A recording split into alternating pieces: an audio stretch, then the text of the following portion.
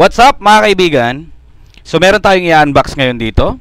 Kung gusto nyong bumili ng budget meal na 6 fans for only, nasaan na dito yung presyo nito, 300 plus mga kaibigan. Ito yung marirecommend ko na budget meal na cooling pad. Kailangan natin to para sa ating mga laptop. So ito yung nabili natin ng worth 4,000 pesos. And upon checking, wala naman siyang overheating issue. Pero since gagamitin na natin to sa shop, parang personal laptop na rin natin. Nabili ko to ng 4,000 mga kaibigan. Binilhan ko siya ng cooling pad para kung sakali may magamit tayo pang personal natin. So unbox natin to, itong cooling pad. Gemas. So ito ay kapag bibili kayo, nandyan sa side ng ating video yung products, yung product link mga kaibigan. Then punta kayo sa voucher, nandun yung sa may YouTube. Alright.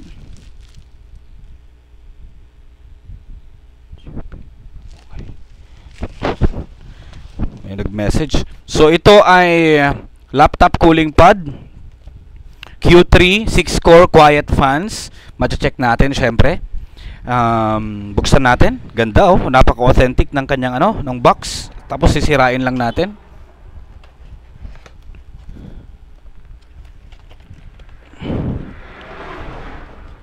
Yun oh. Angas. Angas. So, adjustable din siya.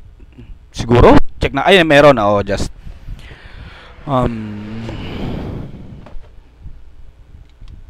nakarap talaga siya.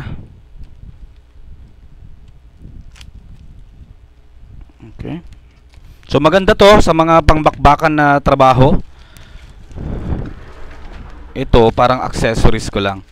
So meron siyang manual dito pero hindi na natin kailangan yan syempre. And composed of 6 fans. 6. Maliliit yung fan niya. And then, syempre, yung connector 0.5 meters 0.5 meters. Alright. So, ito ay pasok pang 11 to 17 yung size ng laptop. And adjustable din siya, syempre. Oh, nasan ka na? Hindi na kita makita.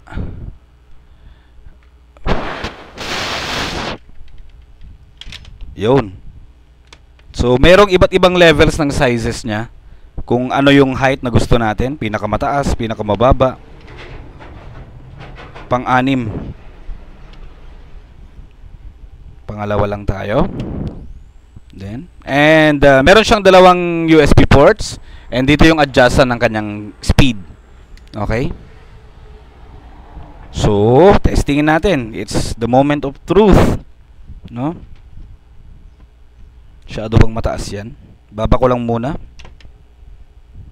hanggang sa pinakauna. Okay?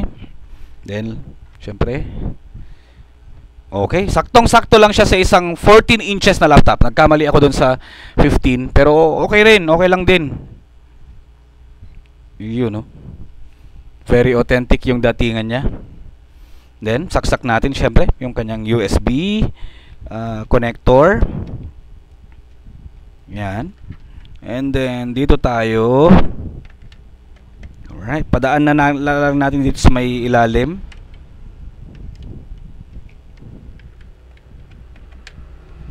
Yan. So kailangan ko rin kasi ng laptop dito sa shop. Alright. Turn on.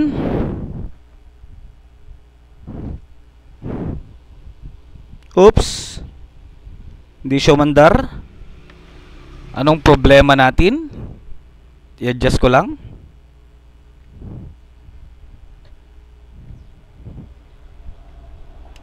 Ayun. Okay. So, adjustable. Alright. So far, malakas. Sagad natin. Yan, ito na yung max niya mga kaibigan. So, swak na swak, pasok sa budget. Nonetheless, merong pang support sa init, no?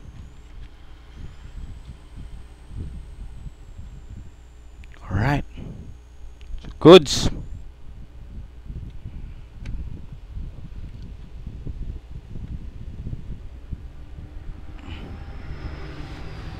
Okay.